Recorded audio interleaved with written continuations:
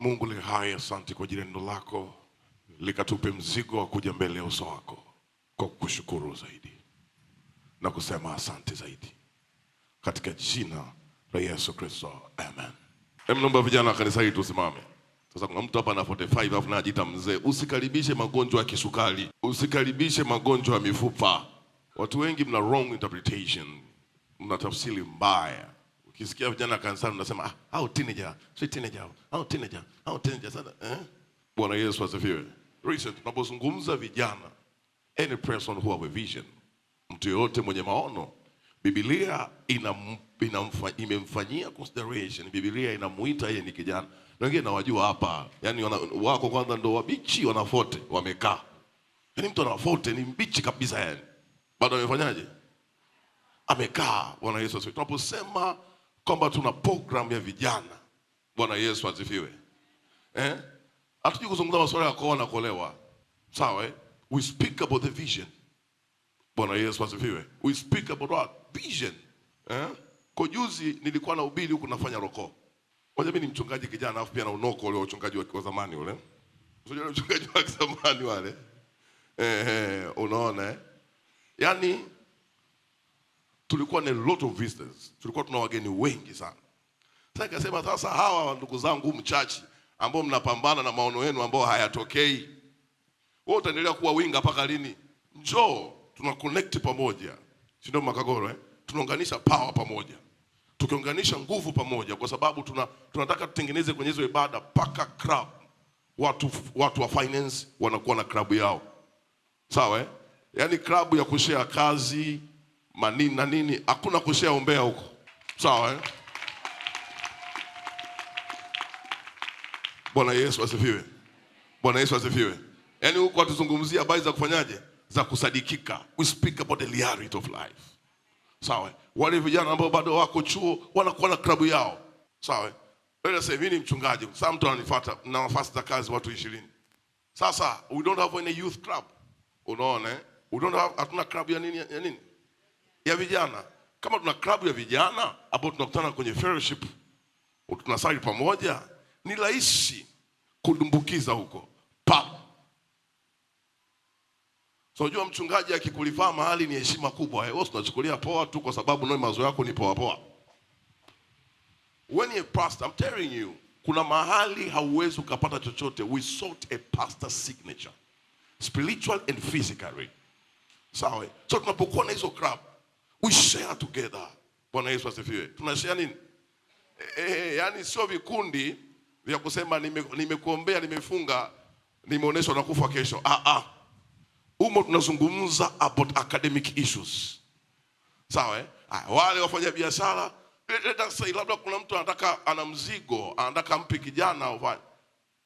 Sinenda nikaangalia mle ndani tu. Roho Bwana nionyeshe. Ni yupi.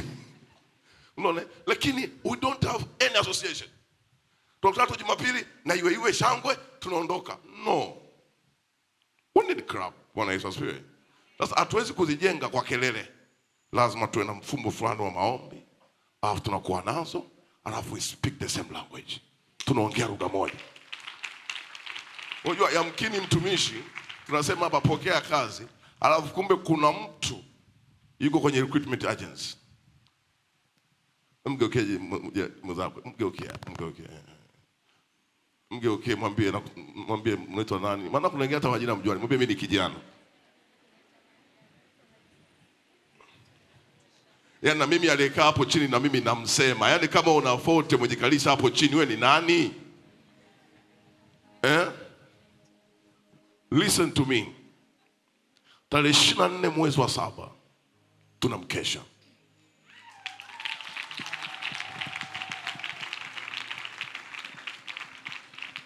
Na nimewaambia viongozi wa vijana, huo sio mkesha wa burudani. Hatuwezi kuwa na vijana ambao hawezi kuomba hata nusu saa mfululizo. The shame.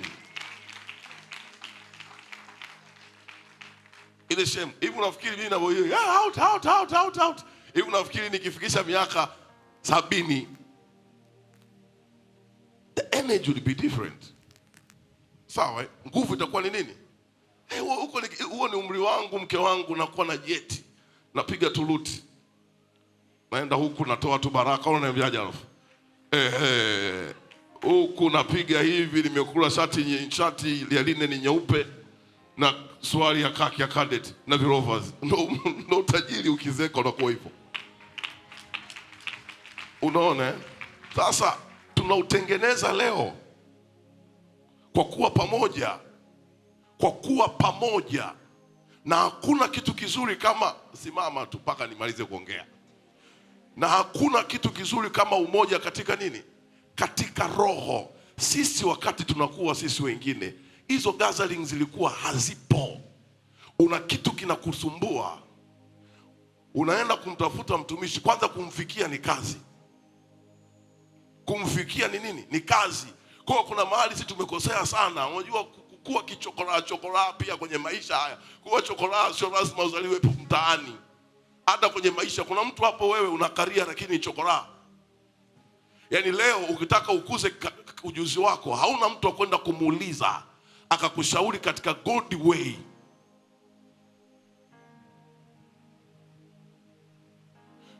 Sasa na si vijana vichwa viko resi. Kumbe kuna club, kuna mtu kijana mwenzako lakini ni senior wa miaka 20 kwenye hiyo field. Anakuambia mdogo wangu, wacha mimi nikumente. Wacha niwe mentor wako. Mentor sio lazima kanisani. Lazima mimi niwe mentor wako kwenye career. Anakuambia okay, hii CV yako hii ni zilipendwa. Edit CV yako hivi, ifanye hivi, ifanye hivi. Anakuguide. Tarehe 24 mwezi wa 7. Na tutatoa pia siku hiyo tarehe ya fellowship yetu nyingine tena mwezi wa 8. Bwana Yesu asifiwe. Mgeuke jirani yako mwambie Yehova alituandikia sisi. Umri wa Makagolo ni wa kukaa kanisani na kuombea wajukuu na kutombea si watumishi. Na kina Makiano. Sisi tuna maono mengi ya kuyaombea. Bwana Yesu asifiwe. Bwana Yesu asifiwe. Bwana Yesu asifiwe. Tuketi. Jana tusimame. Mwa tuko wengi kuliko wazee, tusimame. Hapa nafikisha taarifa wenye 44 alafu wamekaa. Keti kwa neema ya Bwana. Usijizeeshe kabla ya wakati. Yaani unajua mimi nakeleka mtu anakuambia, pastor unajua mambo ya vijana haya ni mambo tu ya kuoana na kuolewa, watakula ndoa.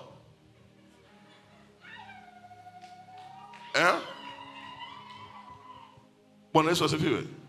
Sisi ni watu wenye maono bwana. Mgeukeje na kwambia sisi ni watu wenye maono bwana.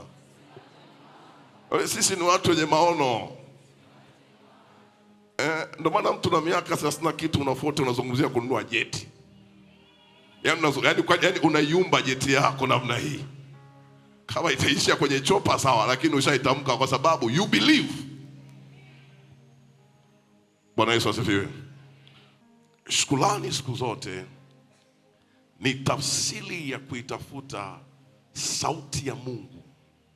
Mwanzo 8:20 mpaka 22. Nuhu akamjengea Bwana madhabahu, akatwaa katika kila mnyama aliye safi na katika kila ndege aliye safi, akavitoa sadaka za kuteketezwa juu ya madhabahu.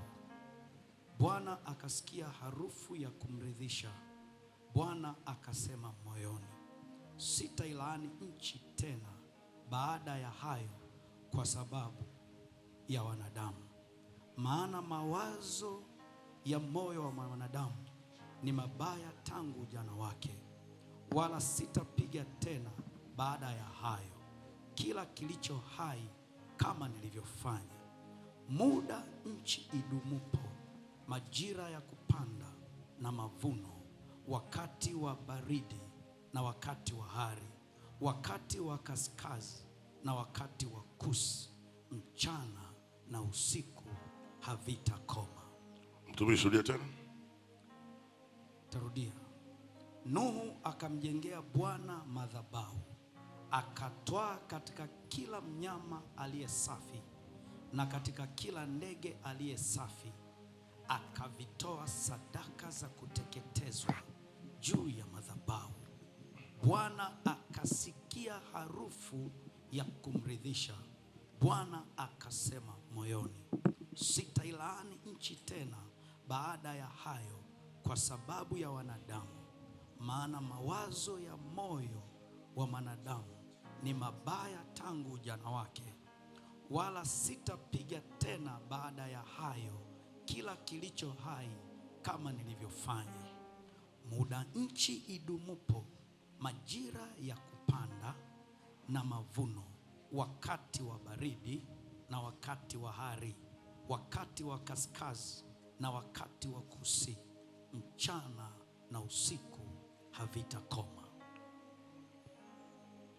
Bwana Yesu asifiwe sana. Nuhu alitoka kwenye gharika, alitoka kwenye season, alitoka kwenye majira. Nuhu alitoka kwenye majira, na alivyotoka kwenye yale majira hayakuwa majira mepesi. Biblia inasema mshukuruni Bwana kwa kila jambo. Hiyo ni Biblia. Biblia inasema mshukuruni Bwana kwa kila jambo. Jambo ambalo Nuhu alikuwa ametoka nalo ni jambo ambalo halikuwa jambo jepesi.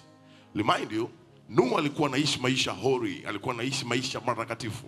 Kwa katika kitu ambacho alikuwa nacho katika moyo wake, kwa nini Mungu unaangamiza watu wote? Na kwa nini Mungu uniache mimi peke yangu? Kwamba Mungu, kama umeweza kuangamiza watu wote hawa, je, kizazi changu kina usalama upi? Katika hali ya kawaida, Nuhu alikuwa ni kuhani ambaye Mungu alimsimamisha mahali palipobomoka. Kwa hiyo ndani ya Nuhu, kuhani yoyote a true priest, mara nyingi hajifikirii yeye, anafikiria watu walioko nyuma yake. Kwa Nuhu ametoka katika wakati ambao ni mgumu sana, pamoja yeye na kizazi chake wameweza kuishi mpaka wakati ule na wameweza kutoka katika ile hali, lakini kuna kitu ambacho Nuhu alikuwa anakitafuta. Nisikilize, kuna kitu kinachoitwa switch off and switch on kwenye season, kwamba unazima majira ambayo unatoka, alafu kuna kuwashwa kwa majira ambayo unayaelekea. Wathesalonike wanasema mshukuruni Bwana kwa kila jambo. Praise the Lord. Alichokuwa na kitafuta Nuhu mpaka akaachilia sadaka ya shukrani mbele ya uso wa Mungu, ni sadaka ambayo ina provoke, inachochea sauti ya Mungu. Nuhu alikuwa hajawahi kuishi pasipo kuona neighbors around, pasipo kuona jirani zake. Kwa hiyo kwa mara ya kwanza Nuhu anatoka yeye na mke wake na watoto. Maana yake Nuhu akienda northern area, akienda eneo la kaskazini, akienda eneo la kusini, akienda mashariki, akienda magharibi, eneo lote hakuna partner yoyote aliye relative, aliye ndugu, apart from nje ya mke na watoto.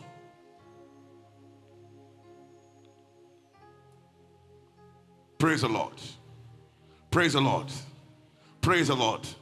Praise the Lord. Praise the Lord. Atapata picha kama Nuhu angekuwa na maisha ya kishua yale, kwamba anakaa simbiri kake nyumbani pale, au anakapaka kake kana manyoya mengi mengi kidogo, maana yake kama alikuwa chazoea akiwa yuko roaded paka anamfurahisha, Biblia haijaandika kama specific kwamba aliingia na kisimbiri au aliingia na nani. Biblia kuna watu ambao ndo imewaingiza kwenye risk ambao aliingia nao. Kwa Nuhu anatoka nje kwenye safina. Remind you, ilikuwa ni gharika. Kila kitu kimeharibika. Kila kitu kimeharibika. Nuhu anapata wapi kitu kinachoitwa newness of life? Sawa? Upya wenye uzima anaupata wapi? Upya ambao ndani yake kuna uzima. Nuhu akiwa kwenye hiyo confusion, akiwa katika hiyo hali ya kuchanganyikiwa, anatoa sadaka. Anatoa sadaka. Anatoa sadaka. Anatoa sadaka. Si sadaka ambayo anamwambia Mungu, hii ni sadaka yangu kwa sababu ya mzigo nilionao. Mungu, hii ni sadaka yangu, ninakushukuru kwa ajili ya ulikotutoa. Kwa hiyo tuna switch off, tunafunga huku tulikotoka, alafu hii sadaka ya shukrani itufungulie tunakokwenda, kwa sababu hii njia tunayoiendea hatujawahi kuipita.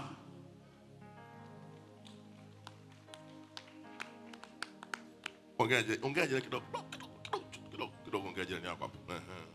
Mwambie, wewe katikati ya vurugu kama ya Nuhu ungefanya nini?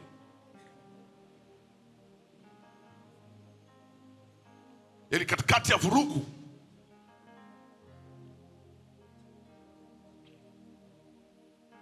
Bwana Yesu asifiwe. Bwana Yesu asifiwe. Bwana Yesu asifiwe. Listen to me. Hakuna kitu kigumu kama kutoa shukrani wakati umepoteza. Hakuna kitu kigumu kama kutoa shukrani wakati una furaha sana.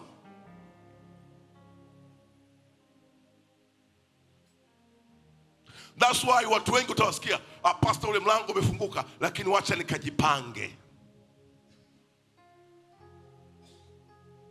Listen to me. Nisikilize. Nuhu hana mwelekeo. Pamoja yeye na uzao wake wamesurvive, Nuhu anaachilia sadaka. Anavyoiachilia, na ile sadaka aliyoitoa ilikuwa ni sadaka kama ni mchele wa Mbeya super ambao hujachanganya na mchele ulio katika.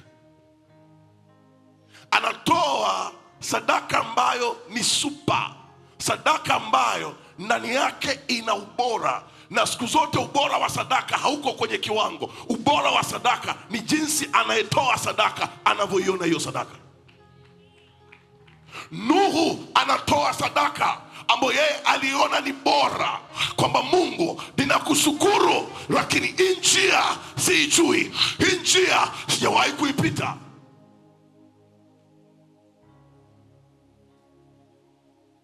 Lakini Mungu, hiki kiwango cha maisha cha namna hii, toka misingi ya ulimwengu imeanza, hakuna ambaye alishawahi kukiseti.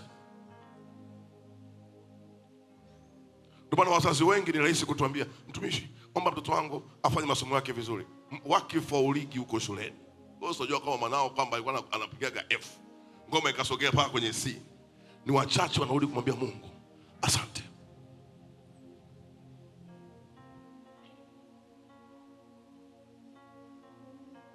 Ndio maana hata kwenye kuwachagua watoto wenu kombi, wengi hapa tulichagua kombi kwa sababu current status ya dunia inasema nini? Kama wacha nikasome tu HKYero, nitakuwa mwalimu mzuri wa Kiswahili. Matokeo yake mnalisha watoto wa watu matango poli, kwa sababu unafanya kitu ambacho current status ndio ilikupeleka. Nuhu hakuwa anaangalia hali ya sasa, alikuwa anaangalia vitu vya mbeleni. Siku zote unapomshukuru Mungu, angalia vitu vya mbeleni, sababu vile ambavyo vimekwisha fanyika, unapomshukuru Mungu unatengeneza deni la kutafuta muongozo mwingine wa Mungu kwenye njia unayoelekea mbele. Wangapi tuendelee mpaka hapo? Bwana Yesu asifiwe. Bwana Yesu asifiwe. Biblia inasema tumshukuru yeye kwa kila jambo. Nuhu anapoachilia hiyo sadaka, maandiko yanasema hivi, Mungu akasikia manukato, akasikia harufu. Mungu alisikia harufu kwa sababu Nuhu alikubali kuiachilia ile sadaka, lakini Nuhu alitoa sadaka sawasawa na ubora aliouona. Hakuna eneo ambalo kuna sauti ya Mungu kwa haraka kama sadaka. Mgeukie jirani yako, mwambie hakuna eneo lenye sauti ya Mungu kwa haraka kama sadaka, kwa sababu sadaka iko under monitoring of nia. Sadaka iko chini ya uangalizi wa kitu kinachoitwa nia yako ikoje kwenye hiyo sadaka. Nuhu anapoachilia sadaka, Biblia inasema Mungu akasikia harufu. Tunapokuja hapa sisi, nia yetu ni kumwambia Mungu asante. Kwa kwenye kumwambia Mungu asante, kuna kurasa tunazifunga, hazitakuja kufunguka tena, na kuna kurasa tunazifungua ambazo hatujawahi kuzifungua tena. Nuhu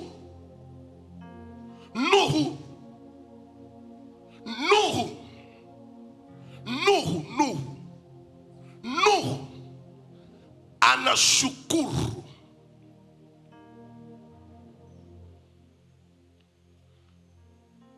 Tulikuwa tulikaa nyumba ya kupanga kwa muda mchache kidogo. Siku ya mwisho tunaondoka kwenye ile nyumba, tukachukua sadaka ya asante na kumpelekea yule mama. Mimi na mke wangu tukachukua sadaka ya asante, tukampelekea nani? Mama mwenye nyumba. Si ndio baby? Si ndio mke wangu eh?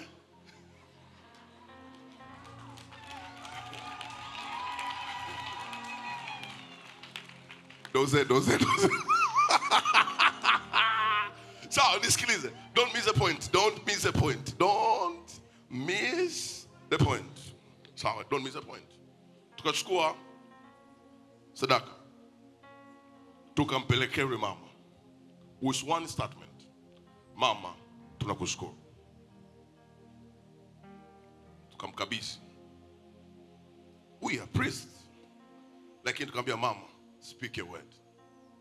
Tunakushukuru, tumekaa na wewe vizuri. Speak a word. Mama yule alituangalia kwanza, akapigwa na butwaa, kwa sababu ni kitu ambacho kwenye maisha yake hajawahi kukutana nacho, na tulikaa muda mfupi sana, tukakaa muda mrefu, just very short time. Unaona wewe sasa unahama nyumba ya mtu, kitasa umepasua, mabomba umevunja, yani paka mtu akiambiwa yule mtu ameokoka haelewi. Yani paka mtu akiambiwa kwamba amefanyaje. Na wakati mwingine unaondoka hata kodi, yani basi umepitia jaribu la uchumi, kodi hauna, basi kuwa mstaarabu, mwambie hii hela nitaleta. Yani hapo ulipo ukiona simu yake hivi, how can God, Mungu anawezaje akakuamini with a good house kama kuna siku ulikaa kwenye nyumba ya mtu ukashindwa kuwajibika kwayo kwa kuwa mstaarabu na nyumba ya mtu? Waharibifu hawapigi makofi, na Mungu akusaidie sana. Narudia tena, nakupa wisdom ya kusurvive duniani. Sawa eh? I'm telling you, katika kitu ambacho watu wengi wana majeraha, wengine paka wameapa hawatakuja kusaidia watu, kwa sababu most of the people hawana heart of gratitude. Watu wengi hawana moyo wa shukrani, wanapenda kujihesabia vitu kama vya kwao. Mwambie jirani yako,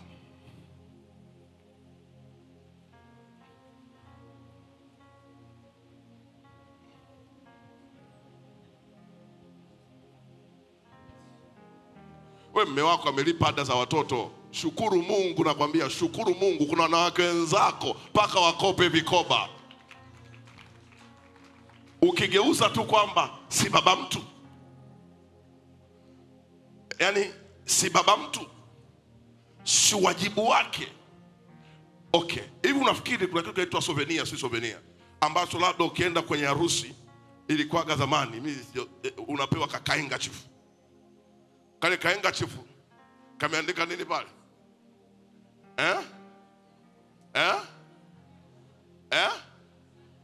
Kwamba tunakushukuru umehudhuria nini? Sherehe, sio? Sasa hivi unafikiri ile familia sasa hata siku nyingine ukikuletea kadi ya mchango utaacha kutoa? Sio kwamba ile enga chifu usingeweza kununua, ila umeona kabisa kuna kitu ambacho hivi. Fikiria wewe umekaa ofisi moja hivi, nani anatoka wapi? Siku haijalishi umeondoka kwa ubaya, tafuta a souvenir gift ya shukrani, nenda kwa bosi, alafu hakikisha na mgonga na kitu ambako hawezi kukagawa. Unaona alafu ukikachukua kale mpelekee, mwambie ninakushukuru. Let me tell you something. Any human being, kuna saa analicall, kuna saa kumbukumbu aga zinarudi, hata awe anavurugu kwa namna gani. Nisikilize, shukrani na tabia kutengeneza kumbukumbu pale unaposhukuru. That's my point. Sawa? Lakini shukrani na tabia kutengeneza kuaminika kwa ajili ya njia nyingine unayoendea katika msimu mwingine wa maisha yako. Praise the Lord. Bwana Yesu asifiwe. Bwana Yesu asifiwe. Bwana Yesu asifiwe. Bwana Yesu asifiwe. Bwana Yesu asifiwe. Bwana Yesu asifiwe. Haleluya. Haleluya. Haleluya. Kwa hiyo Nuhu akasababisha sauti ya Mungu ikatoka, alafu Mungu akatengeneza maamuzi.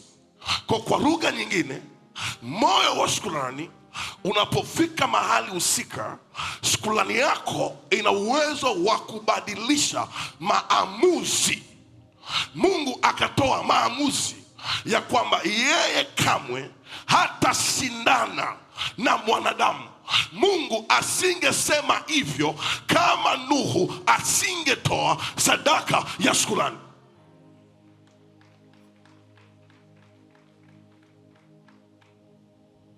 Praise the Lord. Nuhu anabadilisha maamuzi. Anapobadilisha maamuzi, na Mungu anabadilisha maamuzi kwa sababu Nuhu ameachilia sadaka ya shukrani mbele ya uso wake, na sadaka aliyoachilia ilitegemea nia yake ya ndani. Nia yake, na mshukuru Mungu, ameniponya mimi na familia yangu kwa gharika. Tunaenda kwenye njia ambayo hatujawahi pita. Nisikilize, sadaka ina tabia ya kufungua njia yoyote ambayo bado haujapita kabla.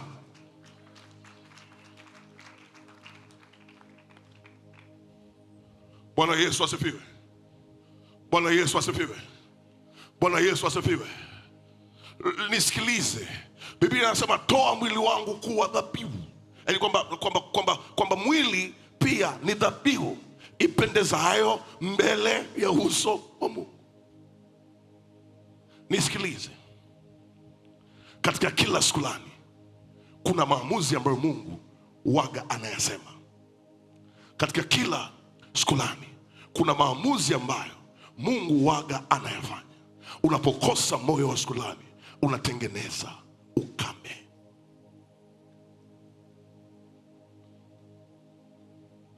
Mimi nakuhakikishia hata wewe kuna watu nakuhakikishia kuna watu ambao hapo akikwambia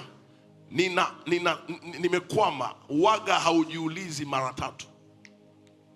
Sio kwa sababu ni ndugu wa tumbo lako mmezaliwa tumbo moja.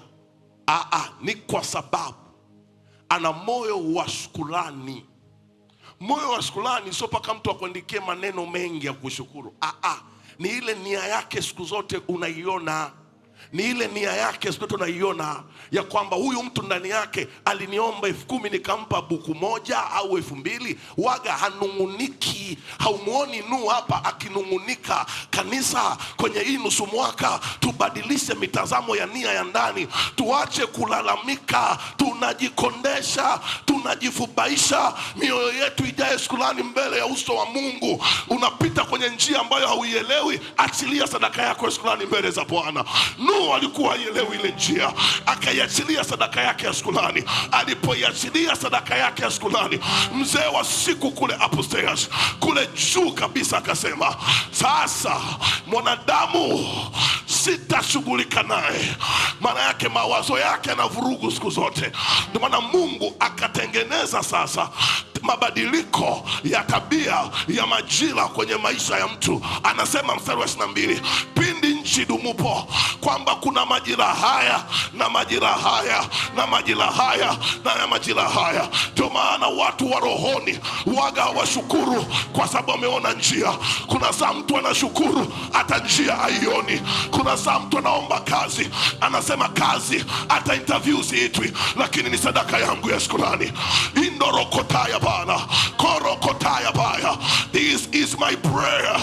Na leo liwe ombi letu, tutamshukuru nyakati zote, tutamwipigia vigeregere nyakati zote, tutamwadhimisha nyakati zote.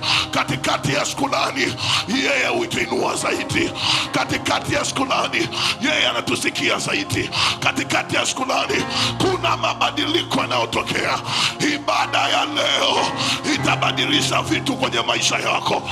Ibada ya leo itabadilisha vitu kwenye maisha yako. Inapofika saa ya kumshukuru, mwazimishe yeye. Sisi wengine hapa, ikifika saa ya kumshukuru, hatunaga maneno mengi, tunaishia kusema tu thank you my Lord, thank you my Lord, thank you my Lord, thank you my Lord. Asante Mungu aliye hai. Kama si wewe, wengine tungelikuwa wapi? Kama si wewe, wengine tungeitwa nani? Kama si wewe, wengine makaburi yangekuweza chimbwa. Ndugu zetu wasatusahau muda mrefu, lakini ni kwa wema wako, ni kwa fadhili zako, ni kwa ukuu wako, ni kwa uweza wako. Ndio maana Jumapili ya leo, our need is very simple. Thank you my Lord, thank you my Father, thank you my Father, thank you.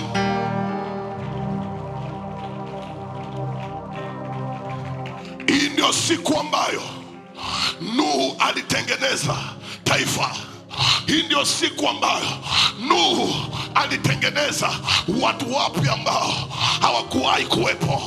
Hii ndio siku ambayo Nuhu alitengeneza mafanikio ya kwenye ardhi. Kumbe ninapokuwa mtu wa tabia ya shukrani, kuna mafanikio na yatengeneza kwenye maisha yangu, kuna matokeo na yatengeneza kwenye maisha yangu. Lakini ninapomalizia, Nuhu aliposhukuru, wanyama aliokuwa nao waliongezeka, watoto wake wakazaliana, ndio dunia ikatengenezwa. Nisikilize jirani yangu, don't measure my step after today. Don't measure my step. Usipime hatua zangu baada ya leo, utachoka. Kwa sababu ninapomshukuru yeye ananiongezaka, yeye ananiongezaka, yeye ananiongezaka. Nikimshukuru kwa sababu kuna mtu ameponywa, yeye uniongezea maarifa zaidi, yeye unipa neema ya kukaa kwenye kitu. Unapomshukuru Baba, anakupa neema ya kukaa kwenye mambo, anakupa neema ya kukaa kwenye vitu. Ndio maana kuna watu hatutikisi, tunaangalia Jehova. Baada ya leo wasikutikise. Neema ya shukrani itakuweka kwenye kitu. Neema ya shukrani itakutunza.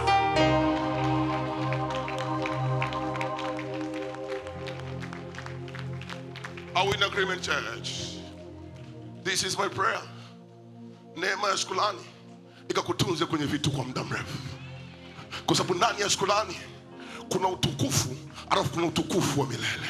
Ndani ya shukrani kuna pattern, kuna kitu cha utukufu wa milele ambacho Mungu anakiachilia kwenye maisha ya mtu.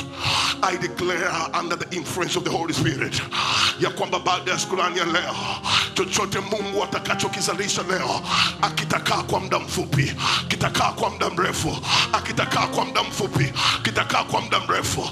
Chochote ambacho Mungu atakiachilia kwako leo, kitakaa na wewe kwa muda mrefu, akitakaa na wewe kwa muda mfupi. Jikana rabatarabara. Nuhu anamshukuru Mungu. Ndio maana hakuna gharika nyingine mpaka leo.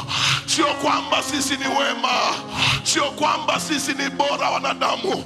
Hapana, Mungu alisema sitaachilia gharika tena kwa sababu Nuhu amenishukuru. Kuna vitu ili viishe, ili visitokee tena, lazima umshukuru Jehova.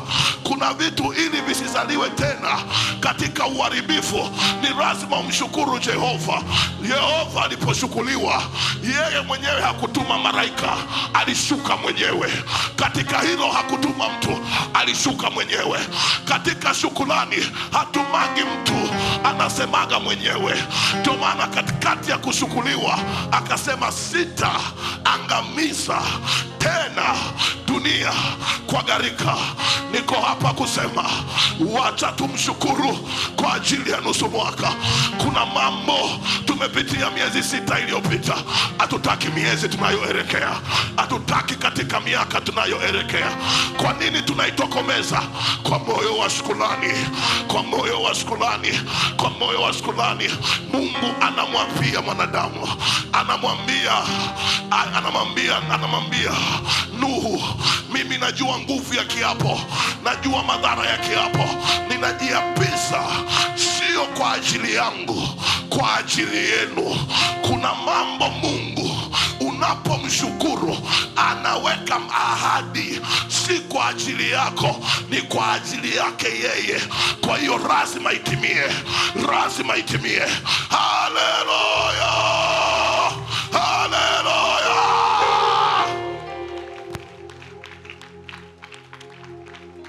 I know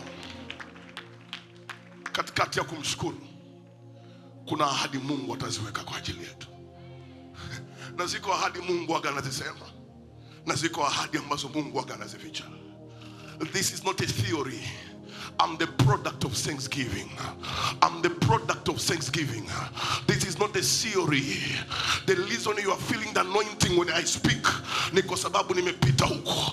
The reason you feel the anointing when I speak ni kwa sababu I have been in this. Nimetembea katika hii njia. Sisi ambao wakati tunaanza wito hatukuwa na watu wa kutuonesha njia. Unajishikamanisha hapa, unajishikamanisha hapa, na unahakikisha kila mahali unashukuru, wanakutamkia aliyo mema, unaenda. Wacha nikwambie, siri ya kesho yako ipo kwenye utayari wako kwenye ibada. Ndio maana amtafutaye Mungu kwa ibada, usishindane naye. Don't waste your time, kwa sababu ana kanuni nyingi.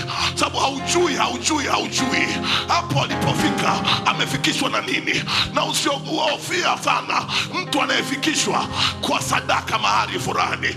Usadaka ikifanyika kuwa usafiri wako, maana yake ni mbingu yenyewe inahusika na wewe. Na mimi natangaza juu yako leo, kila ahadi iliyofichwa kwenye kishindo cha ibada ya leo ikatokee kwenye maisha yako. Wandarabataraba, kila ahadi iliyofichwa kwenye kishindo cha ibada ya leo ikatokee kwenye maisha yako. Nasema leo ni siku yako. Muazimishe Bwana, mshukuru Bwana. Wewe mdashukrani, fanya chochote kikufaacho. Ndio maana Yesu alipoambiwa Lazaro amekufa, Yesu akwenda muda huo. Siku aliyoenda kwa Lazaro alilia akasema, Baba, ninakushukuru kwa sababu umenisikia, umenisikia. Ndipo akaenda kumfufua Lazaro. Nani ajuaye ibada hii leo, Yehova atakusikia kwa shukrani. Atafufua vilivyokufa, atafungua vilivyofungwa, atakutoa mashimoni, atakutoa ulipotelekezwa. Nani ajuaye? Ndio maana kwenye Wafilipi 4:11 tumishi wa Mungu anasema, ninajua kupata, ninajua kukosa, ninajua kuridhi, unajua kuwekwa pembeni, lakini katika yote God is God. God is God. Mungu wa Shukrani ndio Mungu wa Wakristo. Mungu wa Shukrani ndio Mungu aliye kimbilio letu. Yeye kwa shukrani akamwachilia mwanaye wa pekee. Yesu aliachiliwa kwa sababu ya shukrani. Oh Baba, tunakushukuru. Oh Baba, tunakutukuza. Sema Mungu leo, leo sitaki nikushukuru kwa mazoea. Mwili wangu, roho yangu, mwazimishe Bwana. Mwili wangu, roho yangu, mifupa yangu, kila kiungo changu cha mwili, mwazimishe Mungu. Maana kusifu kwa wapasa wanyofu wa moyo. Ni rehemu pale ambako ninazuia lolote lile la kunizuia nisimsifu Mungu. Lakini siku hii ya leo Bwana, siku hii ya leo Bwana, niko mbele ya uso wako, niko tayari nikushukuru. Ni rehemu pale ambako kwenye maisha yangu nilipaswa nikushukuru lakini sikushukuru. Ni rehemu pale ambako nilipaswa nije kwako kwa moyo wa shukrani, arafu sikuweza kukushukuru. Ni rehemu pale ambako nilipaswa nije kwako nikwambie asante, lakini sikuweza kuja. Rehemu kila nilichokipoteza kwenye maisha yangu kwa sababu sikusema asante. Ni rehemu kila ambacho kimesaurika kwenye maisha yangu kwa sababu sikushukuru. Baba, rehemu kila mwanadamu mwenzangu ambaye sikurudi kumshukuru. Ni rehemu Bwana. Ni kuna hazina nilipoteza, kuna hazina nilipoteza. Ni rehemu Bwana. Kuna mahali nilipaswa nishukuru lakini sikushukuru. Kuna mahali nilipaswa nirudi kwao hata kwa kitu kidogo, hata kwa maneno, lakini sikurudi, nikakwama. Kuna mahali nimekwama, kuna mahali nimekwama, kuna mahali nimekwama. Lakini leo kwa moyo wa shukrani ninarudi kwako. Lakini leo kwa maneno ya shukrani ninarudi kwako. Rehemu Bwana kila ukurasa ambao haujafunguka mpaka leo. Rehemu Bwana kila ukurasa ambao haujafunguka kwenye maisha yangu kwa sababu sikuwa na shukrani. Rehemu Bwana kila nilichokipoteza kwa sababu sikuwa na shukrani. Rehemu Mfalme, samehe Mfalme kwa damu ya Yesu. Sema Bwana, nilipopoteza fadhili zako kwa sababu ya kukosa shukrani, ni rehemu siku ya leo. Adonai, yeah.